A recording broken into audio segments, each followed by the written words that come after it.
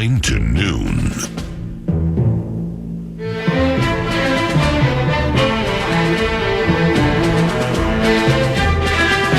Welcome back, 9 to noon. It is now time for Camp Cuts.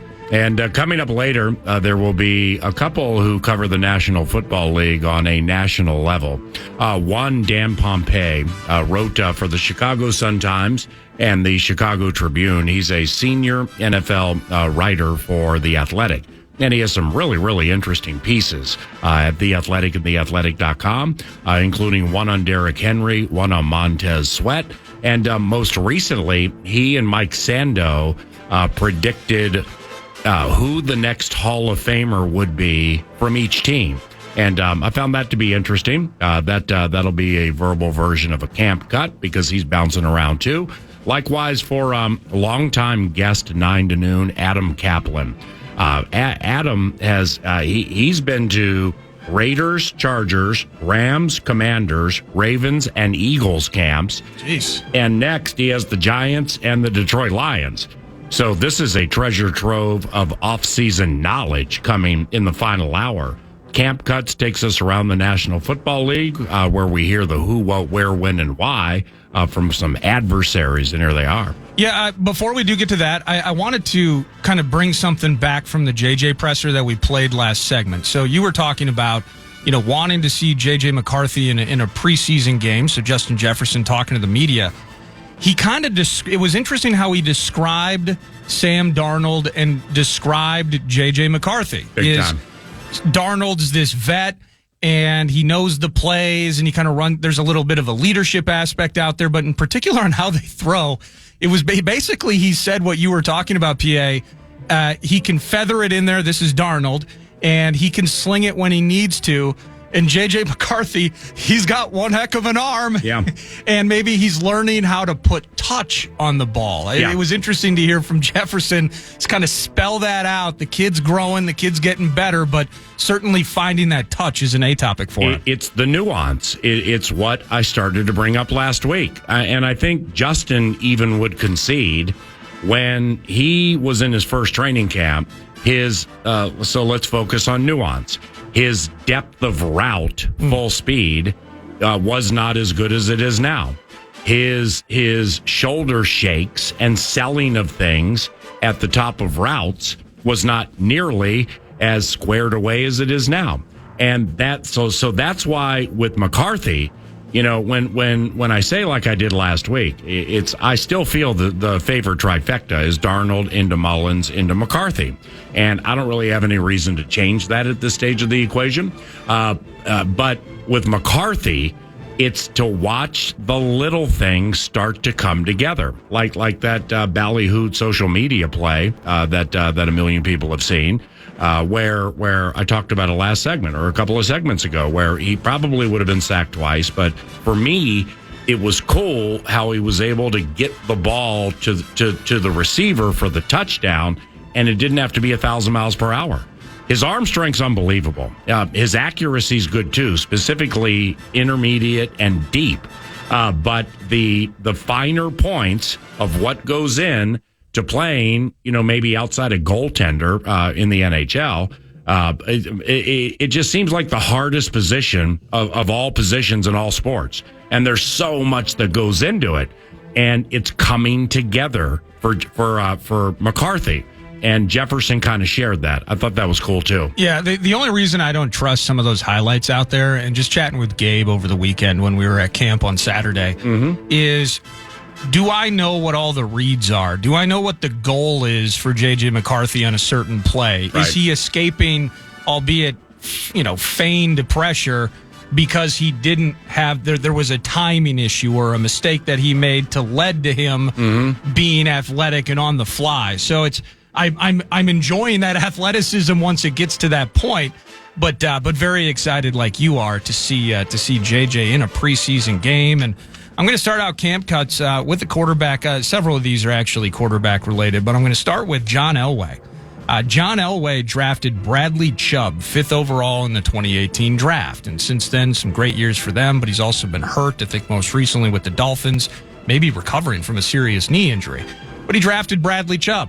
A couple of spots later, Josh Allen goes to the Bills. Here's Elway on that situation. Did you not get Josh Allen? I feel like he is exactly your type. I know, he is. And believe me, last year I played with him, and I'm wondering how long is it going to take him to realize that I passed on him and took Bradley and Chubb instead? Yeah, it's crazy. And it took him 2.5 holes to bring it up. And I loved him, right? Yeah. But it just, he was your type. That's the was my type. Yeah. And you're right. That was probably my biggest mistake of my GM days, was not taking Josh. So they had just, if you remember back to that time, they paid Case Keenum, PA. They gave him that 2 year. It was like $36 million. So they go in on Keenum. Vikings now have Kirk.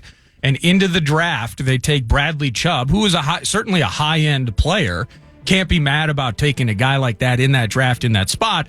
But Josh Allen's sitting there, and now Elway's playing golf with Josh Allen, thinking back to where they were from a quarterback standpoint. Elway's greatest regret, not taking Josh Allen in 2018. I think Allen went 10th. And seventh, maybe? Okay, seventh. But he definitely was top 10. And out of Wyoming, the common thread with Josh Allen, with those with whom I speak at the combine, talking, because that was a pretty good quarterback draft, I think. But his accuracy was terrible. I mean, at Wyoming, his accuracy was awful. And in his first year-ish, it was a problem again. They had a playoff game. It might have been against Houston. I can't remember, where he just freaked out. I mean, he had some big plays to make, and he just couldn't close on them. Well, once he gained his confidence, and once he grew, and once he was taught, and once he settled down, I mean, he's the absolute bomb now. So Elway passed on him. I don't know, John, and taking a leap here, I would guess because the accuracy was so bad with Josh Allen. But there are regrets, obviously, and that was eye-opening to hear, or ears-opening for the radio to hear Elway say, that's my biggest regret. Wow.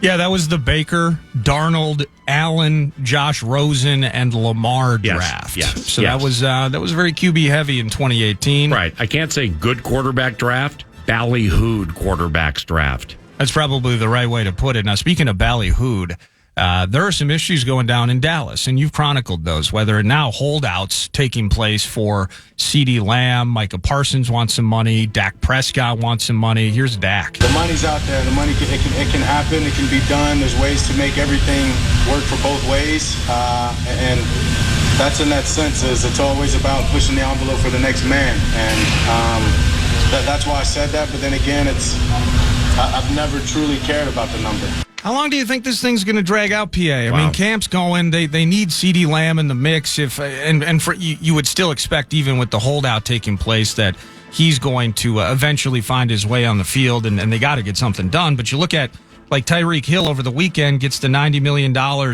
over 3 years, including an extra $65 million in guaranteed. So his total guaranteed in Miami for Tyreek is 106. Jeez. And CD's holding out. So, what about me? What about me? Well, Dak's also, what about me? What about me? And Jerry Jones, as he's done this throughout his entire tenure, he's the guy on the microphone. It's not Mike McCarthy. It's not anybody else. It's always Jerry. And Jerry keeps coming, we're going to figure this out. He's got that Southern twang, just no sweat off the brow. Everything's fine down in Big D. I don't think it is. I think this is a massive problem, and you see these numbers across the board, whether it's Tyreek on the wide receiver side or some of these QB contracts that have just taken place. Jerry's got to find some money, doesn't he? There are just so many ways to go with this. It's strange that it has lingered this long. It is a distraction. It is a legitimate distraction, and it's multiplied because it's more than one. So thus, the amplification behind the scenes, I wouldn't want to be part of it. I mean, because that's what they talk about. This is like part of what these guys talk about all the time. Yeah. And if it was like, why you got to do Michael like that? Why you got to do Michael like that? Why you got to do Michael like that? Okay, well, it's CD and Dak and Micah Parsons. So I just, from a gut feeling standpoint, I think they're bored with Dak. Not bored with Dak Prescott, but I think they're willing to roll the dice and figure out what their quarterback deal is going to look like moving forward. I don't think Dak wants to play for him anymore. But then again, if I'm Dak, I'd be frustrated too. I mean, Dak Prescott he's quite the accomplished quarterback. I mean, he's not one of the 5 best in the NFL, but good luck trying to find a Dak. Good luck trying to find a Kirk Cousins, things like that. And you see what the Vikings are doing here. I mean, they use they're going to use a veteran on a 1-10 while they raise somebody who's the future of the position. Well, Dallas isn't doing that. Dallas doesn't have the future of the position. Now, I certainly would not accuse Jerry Jones of sabotaging head coach Mike McCarthy. I still can't believe, and 9 to noon is the last place that champions so-and-so should be cut, so-and-so should be fired. Right. I just never have done that. I just don't like doing that. But it's after that Packers playoff game last year, I have no idea how McCarthy kept his job. Because that thing was so bad and so embarrassing, and it was at home, and it's a common thread with this $3 bill that he's not the one to get this counterfeit bit over the hump. I mean, it just seemed abundantly apparent. Now, you got Mike Zimmer on the staff as defensive coordinator.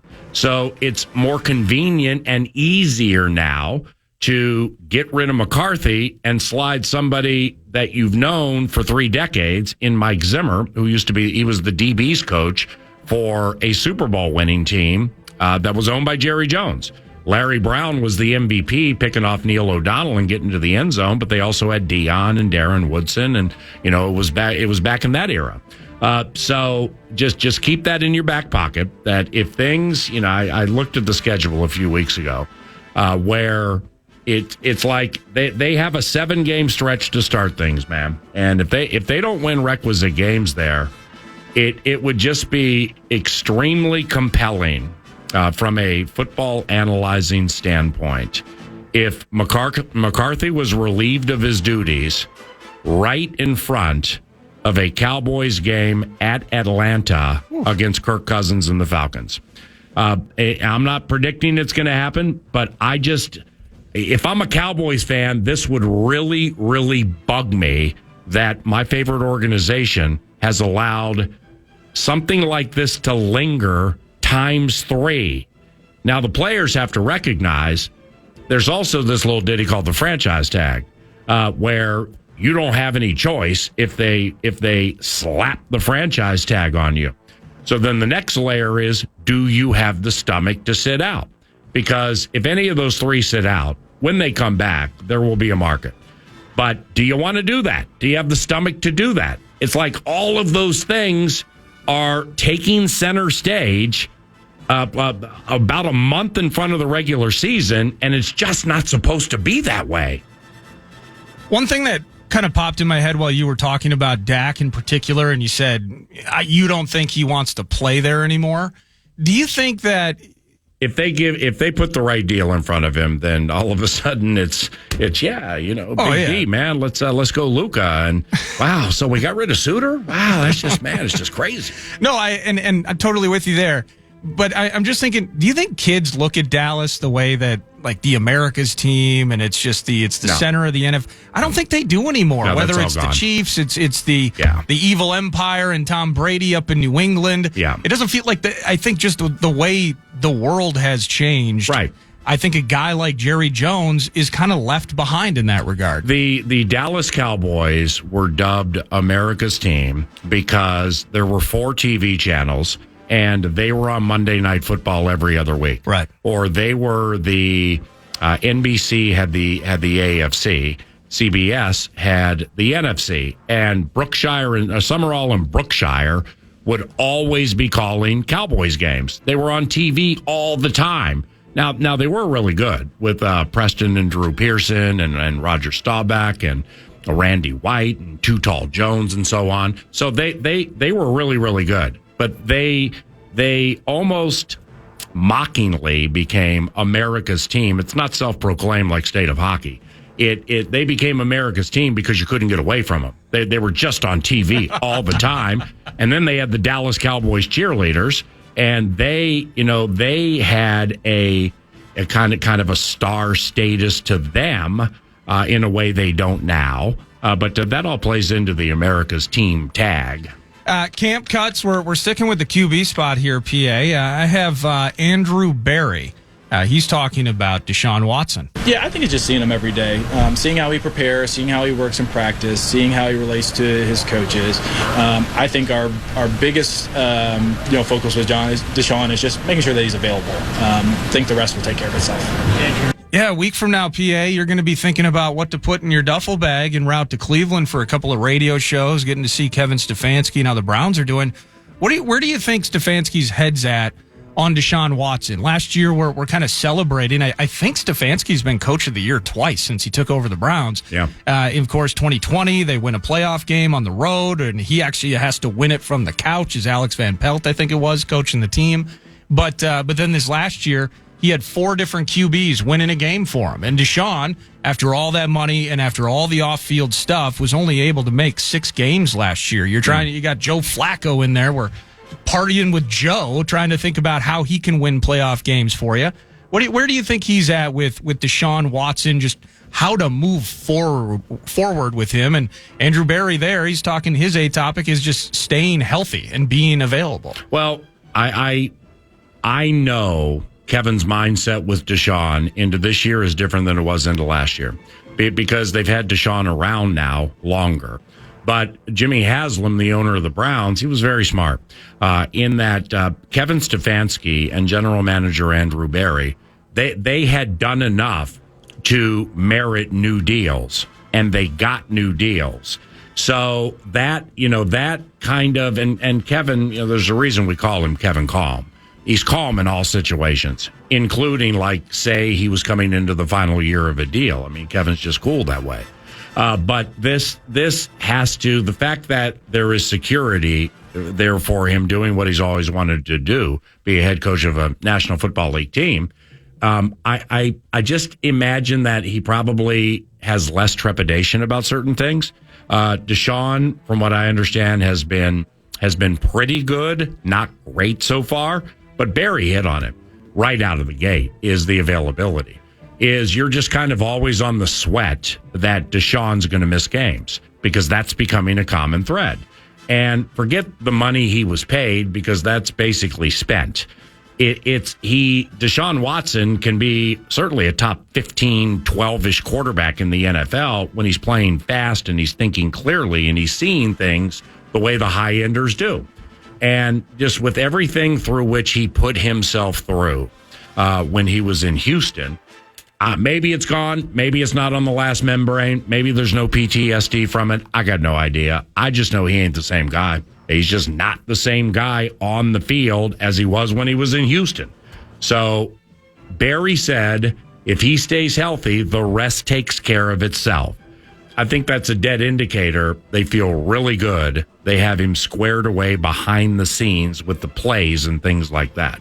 Garrett Wilson, you see him on the field arguing with Aaron Rodgers. It's not an argument. He feels enlightened. It's truly enlightening for me every time we have convos like that. And, despite how it may look, and just because I am an emotional, passionate guy, so when we lose and it might, I might look a certain way, but in reality, all those conversations, those things are helping me, to be better for Aaron because he can make your life real easy. So for me, it's my job to be on my details, and he's been on me about those details. So there you go. Everyone who thought that they were mad at each other, that there was trouble in paradise out in New Jersey, he's feeling enlightened and excited for Aaron Rodgers to make his life very easy into 2024. People are bullish, and after the whole Egypt thing and everyone's mad at the QB for missing the mandatory minicamp, things have sounded quite positive in totality out with the Jets. Well, for everything that plays into what can be perceived as an arrogant, narcissistic, quirky nature of Hall of Famer to be Aaron Rodgers.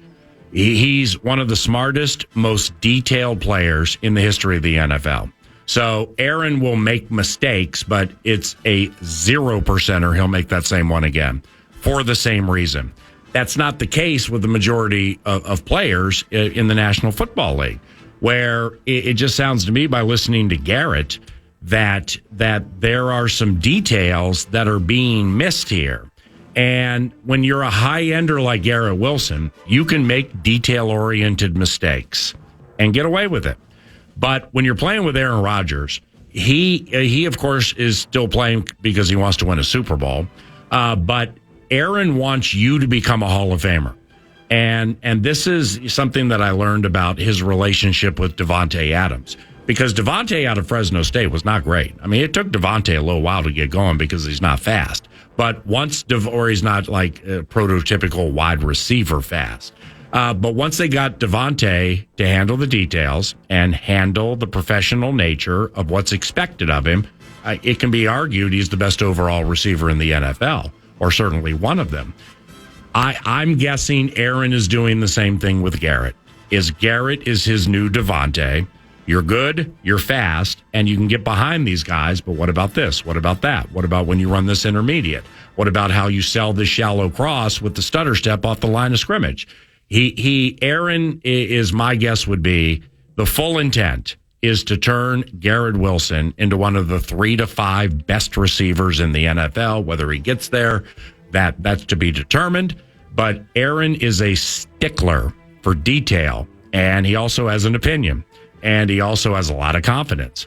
And if you're not doing it the right way, Aaron ain't there to tear you down just to tear you down. He's there to tear you down to build you up so you become the best you can become.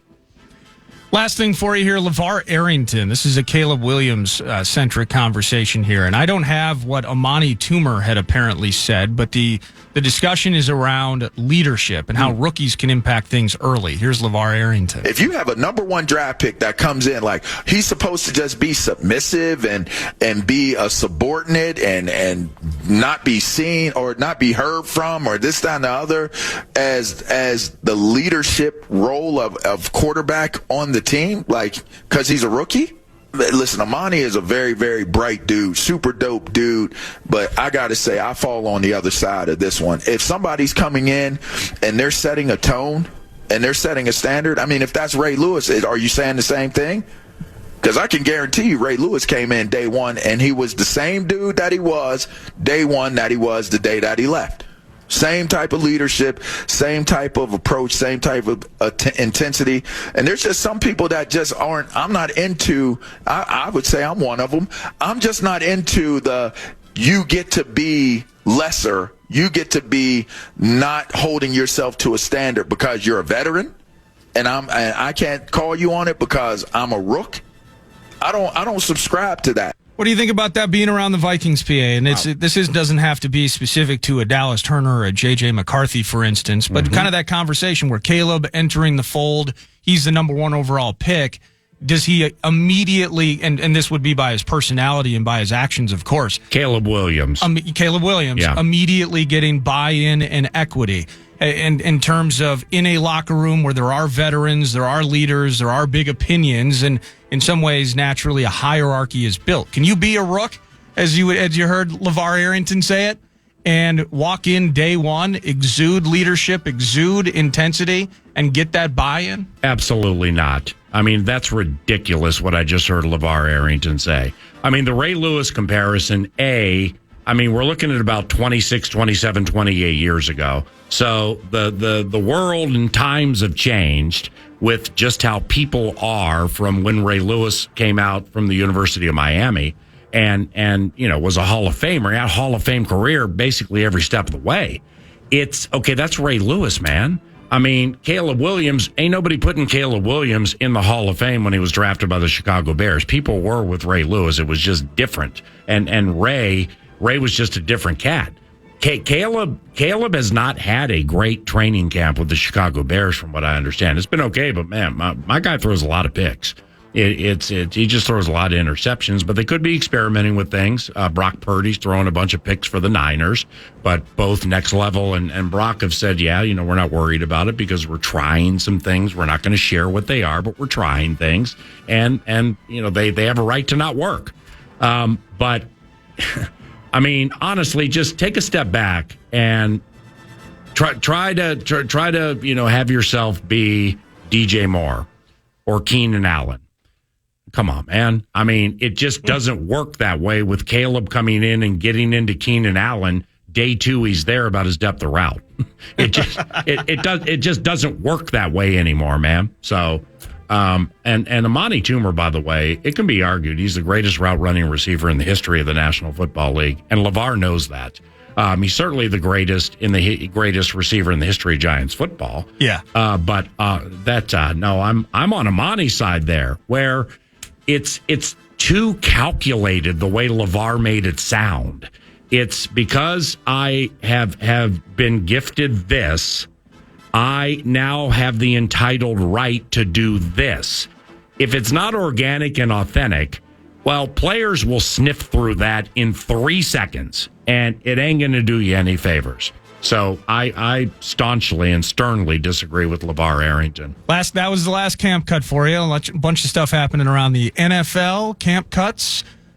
Sponsored by Nobody, PA. Yep, I love Camp Cuts. Thanks for doing it. 9 to noon continues into the second half of the presentation. Around the corner, get a chance to meet a Ballyhoot safety who's on the improve each and every day. That's next. 9 to noon, KFAN. The Fan.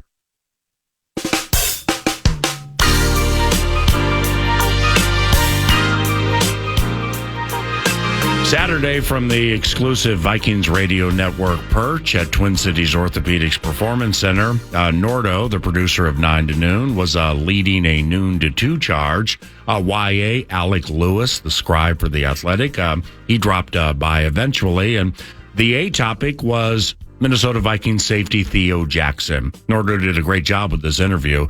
If you missed it, here's what it sounded like. Nashville area native. Mm-hmm. You were a former volunteer. Yep. And you were drafted by the Titans in 2022. Vikings are like, I like what I see. They pluck you off the practice squad in 2022. Is this the first time you've lived outside of Tennessee? Yeah. I mean, other than my off-season house, which I live in Florida. But this is definitely the first time I lived outside of Nashville. Do you love the city and the music scene the way that outsiders like me, I'm sure you heard it 100 times. Do you love it like I do, or is it just like that's boring? It's home. I mean, it's definitely home for me, so I'm kind of used to it. But it honestly never gets old.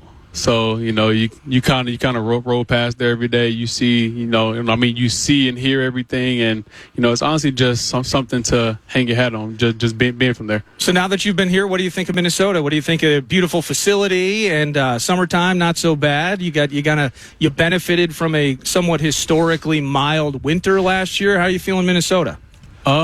Honestly, I feel good. I love the weather. I mean, my first year was a little rough. 2022, we had some very, very cold winter. Yes, we did. But so far, I mean, it's been amazing.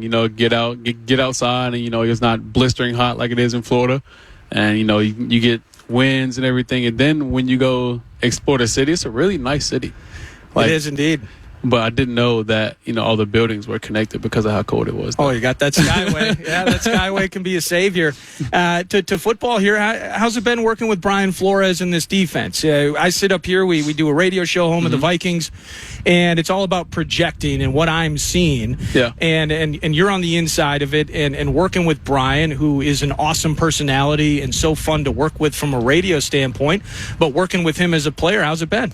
Oh man, B-Flow is great. He lets us have our way with the defense. He says all the time it's our defense, and we just go out there. I mean, we're just playing as one, but B-Flow lets our personality shine. So he puts us in a position, and we just got to go out there and make the play. So in the Philly game last year, week 2, and I apologize, I forget what the circumstances were, but ultimately that was the most snaps that you played last year, I believe, and you got that interception. So do you get to go up to B-Flow and it's like, more snaps, I'm making more plays, Coach? No, I wouldn't do that. I wouldn't do that. I just got to play my role. Unfortunately, one of ours got hurt for a couple plays, so I had to fill in. So I just had to go in and know what to do and be in the right spot. So as a fan, if someone asked me, what's up with this defense, I would call it somewhat chaotic at times in terms of how Flores operates things. How would you describe it? I would say controlled chaos. Okay. That's what I would say, controlled chaos. We're only reacting off what the offense gives us, and then, if we want to send the dogs, then you just better be ready. Absolutely. And with Flores too, it kind of feels I've framed it up as it's a land of opportunity. If you make yourself useful, he's going to give you a shot. Is that accurate, do you think? That's very accurate. You just got to go out there and prove yourself every single day. You got to know what to do and where to be, and then if a play comes to you, you got to make it. So how long does it take this time of year, and whether it's Alec Lewis of The Athletic sitting to your right, or me from a radio standpoint, Gabe Henderson, VEN in front of you? We got a good crew up here today. This is awesome. But you're out there actually getting physical, and you're in the heat, and you're working. How long does it take you before it's like, oh yeah, these pads come on. Oh yeah, this other highly athletic human is running as fast as they can at me, and you take those first couple of hits. How long does it take to get in the mood to be violent, to be chaotic again? Honestly, it takes probably like a practice or two. Okay. Because, you go from you go from the season, then you're off. And then you got OTAs, which is just helmets, and then you got all this time in camp, and then you hit pads. You really got to get back into the swing of actually hitting people and actually, being able to take them to the ground. So, I'd say about a practice or two. And it's a team game, but part of that, and things are going to get chippy, and it's you're friends today, but foes in moments, those sorts of things. What is that competitive element like? You're out there just as much as anybody. You're trying to make sure that when they watch the tape back, that something pops, right? And they're like, number 25, he's kicking ass out there, and getting that in their heads. What's that competitive element like this time of the year? Oh man, it's all about competition. Because camp, they got to bring in guys, and so you just gotta make sure that you're doing what you need to be doing, and then if the play calls for you to be physical, go be physical. Right now, this whole team, we're all brothers, but in between them lines, if they got on a purple jersey, we're just they're the enemy for that moment. Yeah, for that moment. Then once practice in, then we're cool. Yeah, I've been pretty. Well, hang on. Can you hear me now? Oh, yeah. Theo, I've been pretty impressed watching you going back to the spring. Was there a point, maybe with this defense specifically, or just in general, where you felt like I'm coming into my own in a way that maybe you had in the past? I'd probably say this past spring, because been in the defense for a while now. I kind of know, the little nuances here and there. So this spring I was really focusing on the little things that I could have done better last year. And so the whole spring just harping on that, and then I guess now you see the fruits of the labor. Were there specifics for you that it's like that you had to focus on, that you felt like you had to?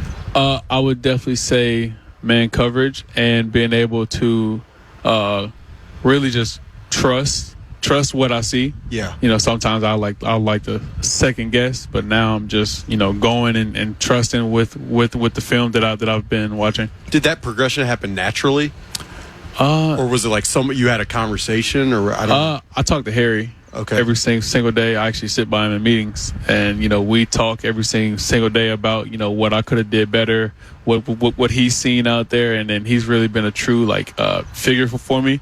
So I just listen to him, and then I'll take those coaching points that he always gives me, and then I come out here and then apply them.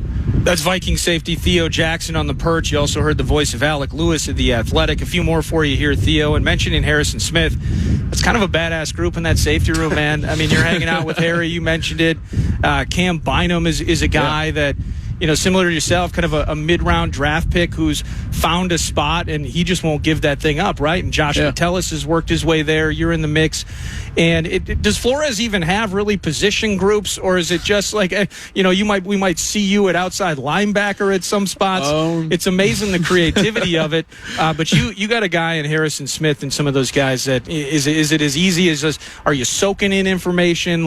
How does that work when, again, you're trying to find a spot, guys are trying to keep spots, but you are brothers. So what does that learning process look like? We like all four of us. We're literally just like, if you see one, you're definitely going to see the other. Yeah. We're always together. We're always talking. We don't worry about the competition factor, because everybody knows it's competition every single day. So we just go out there and play, and then we literally help each other out. If they see something that we didn't on the field, then they'll talk us through it. Then it's really just like a brotherhood. So, I mean, nobody really gets in their head about the competition factor of it. A week from today, the Raiders are in town. Right. The preseason games excite you? Is it a speed bump to the season? Like, we want to see what you guys look like in a somewhat competitive environment. What do you think about preseason games? Preseason game is really just the next opportunity. It's that simple. No, I got you. It's just the next one, because you got to go out there, you got to play well, or continue to play well. Yeah. So you just got to go out there and show them that you can put it all together into a game. Just a couple more. A lot of new faces on this team this year, whether it's Dallas Turner via the draft, Jonathan Grenard, Andrew Van Ginkel, Cashman, Fabian Moreau. Right. Basically just got off the plane 2 days ago and he was practicing, right? So how's that chemistry building process like? Working out there, communicating, such a vital aspect of the game. How's that working? I mean, we're literally just talking to him every single play. Same thing with Bobby McCain. Yeah, Bobby McCain, that's right. I'm out there talking to him, and then Fabian, when he's in with me, I'm talking to him. I'm just trying to make sure that we're all on the same page. I mean, they're learning the defense as well, so they kind of know a little bit, but I'm gonna help them out when I can. Last thing that I have for you, and it's a rule. It's been a law that was established by the Vikings fan base. I must ask you about the quarterbacks, because we had Kirk Cousins here for 6 years, and now we got Sam Darnold. We draft the team. I say we. It's a Rube thing. Sorry, but the team drafts J.J. McCarthy. Of course, you're familiar with these individuals. Nick Mullins is there. Jaron Hall is fighting for spots and reps and opportunities. It's a great group. What do they look like? From your perspective, the defender's perspective. How they looking? I mean, from our perspective, they're looking really good. Sam is definitely taking that leadership role, and so coaching them up and different things. Because after JJ makes a throw, I'll peek over, and see Sam coaching them up, and they're all looking really good. That's good to hear. They're all on point with everything. It's really just amazing to see, especially from JJ, for him being so young. From his growth from OTAs till now. I saw you after practice one day talking to Sam Darnold. And I think you might have been talking about a near pick or something. Yeah. What do you gain? Do you remember that conversation? What do you gain? What do you remember from it? I was really just talking to him. Well, actually, no. He actually called me, and so we were just talking about that play. He was just asking about what did I see. And then I was just telling him, who was on my side. I had JJ on my side. I was just telling him, if I'm a betting man, I know where the ball is going to go. so I'm not going to leave our corner by himself.